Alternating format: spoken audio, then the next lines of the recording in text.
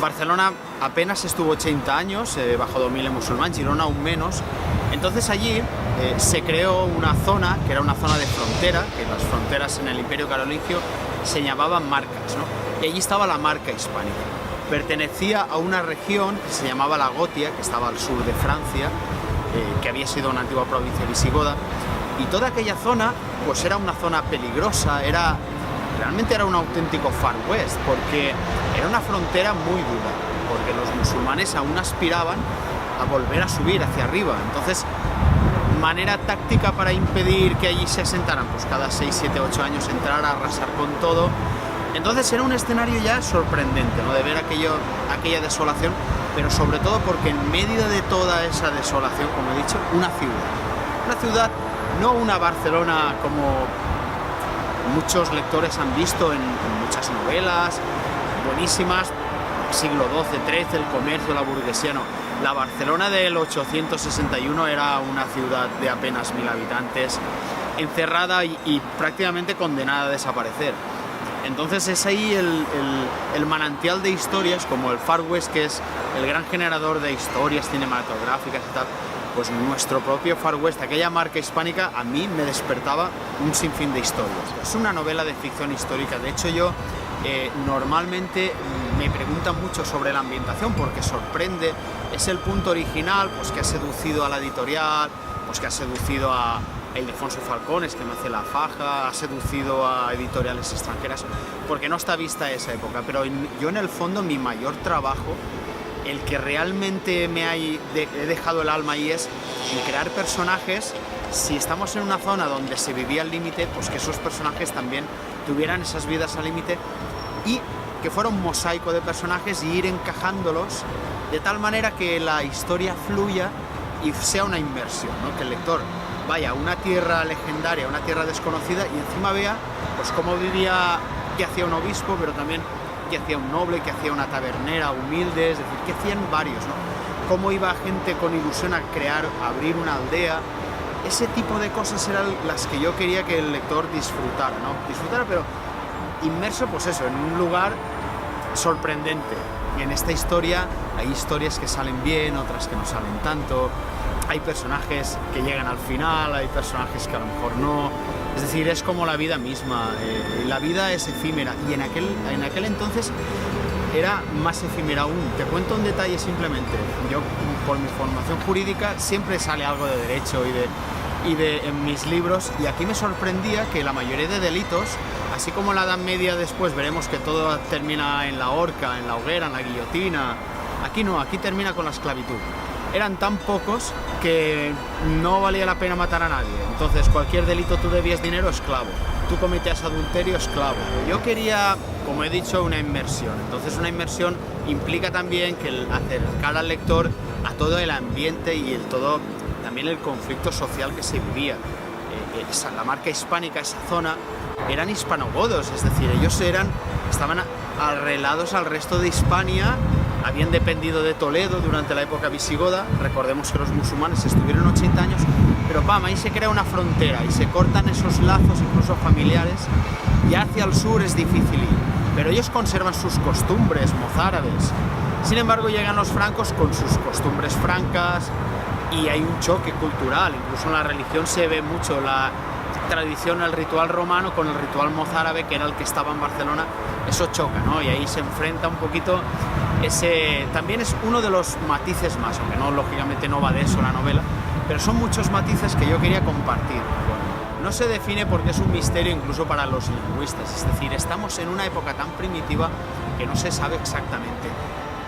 Lo que se sabe seguro es que era algo del latín, es decir, un batiburrillo entre el latín, la lengua que trajeron los godos desde en siglos anteriores, los visigodos cuando entraron. Habría a lo mejor incluso vocablos íberos aún, tal vez como reliquias, no se sabe, es decir, no hablaban aún lo que será después catalán. De hecho, ni siquiera la palabra Cataluña sale en el libro porque era la marca hispánica, es decir, Cataluña será siglos más tarde.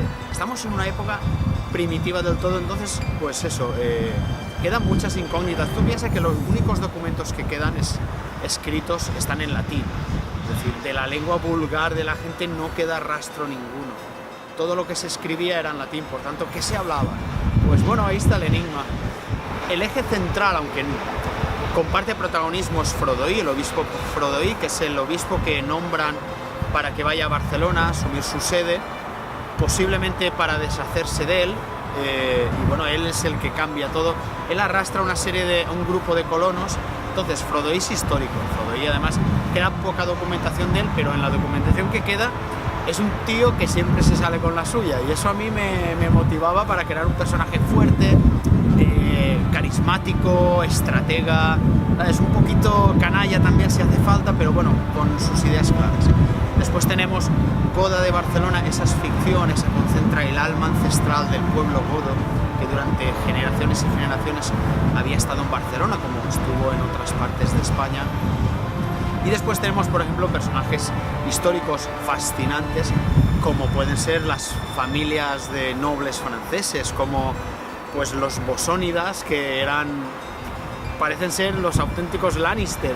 Yo no sé si George R.R. Martin se inspiró en ellos, pero sin duda, yo a medida que me documentaba, los bosónidas, los rorgónidas, los bellónidas, había casas, esos linajes enfermos de ambición que lo deciden todo en familia. O sea, la familia es lo más importante, casi como si fuera la mafia, es decir, todo lo hacen por la familia, se sacrifican por la familia, se casan por la familia, traicionan, aman, lo que sea por la familia.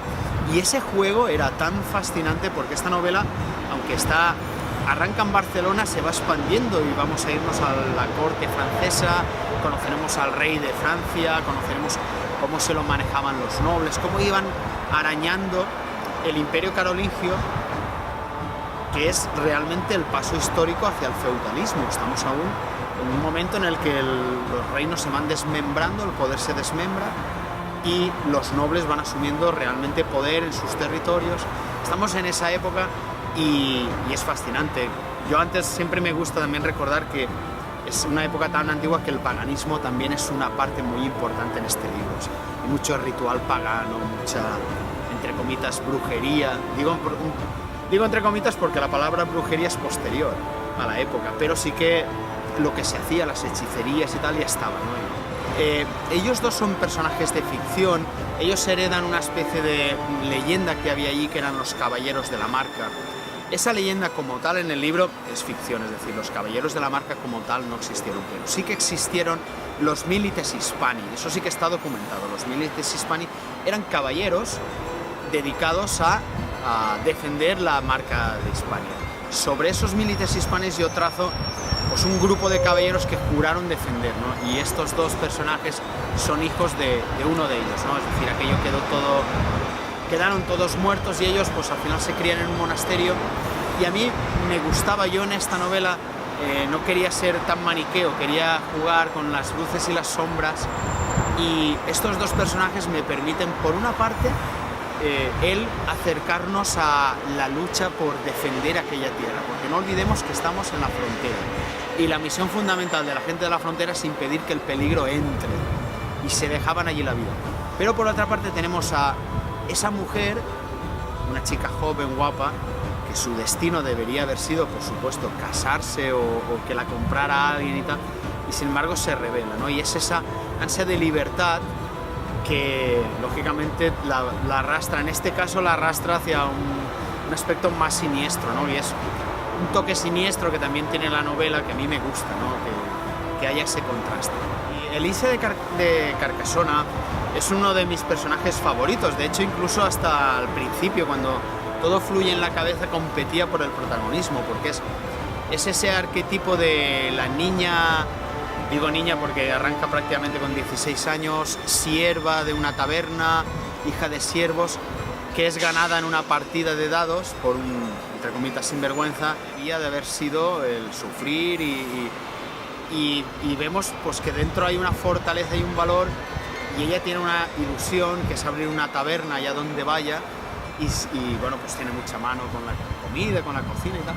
Y es esa lucha personal que yo creo que todos tenemos, cada uno de los lectores tiene, de no conseguir grandes cosas como Frodoi, que se mueve a otro nivel, sino es ese personaje que lo que quiere es vivir, ¿no? Lo que quiere es llevar adelante sus proyectos personales, mucho más humildes que obispos, nobles, pero los lleva adelante, ¿no? Y le cuesta y cae, se vuelve a levantar. Y de alguna manera una taberna también es el arquetipo de lugar de reunión, ¿no? Y en alguna escena los distintos personajes están allí con ellos, ya llevan años juntos y cada uno ha sufrido sus historias y me gustaba esa idea, ¿no? De casi son una familia. Sí, Bernat de Gotia fue conde de Barcelona, de hecho de Gotia es porque fue conde de Barcelona, de Girona y de parte de la Gotia. La Gotia, como he dicho, es una provincia al sur de Francia, era desde el Ródano, prácticamente en Italia, hasta la Marca Hispánica. Ahí habían decenas de condados, muchos de ellos fueron de este señor. Se sabe poco de él, pero lo poquito que se sabe no deja bastante mal sabor de boca, ¿no? Había quejas y por supuesto lo que va pasando al final de la historia, que tampoco quiero desvelarlo, es histórico, es decir, daba juego, ¿no? Y era, yo creo que era bastante malete, ¿no? Por no decir una palabra más fuerte, ¿no? Y bueno, pues son esos personajes que surgen en la historia que también hay que contar de ellos, porque casi parecen de novela. Sí, tengo en mente. Lo que pasa es que a mí me pasa que mi relación con las historias es una relación de enamoramiento, ¿no? Y sabes que del amor al odio hay un paso. Entonces, yo realmente, por seguir con esta metáfora, yo corté con la Tierra Maldita, es decir, me peleé con ella y estuve 2 meses peleado, que no quería saber nada.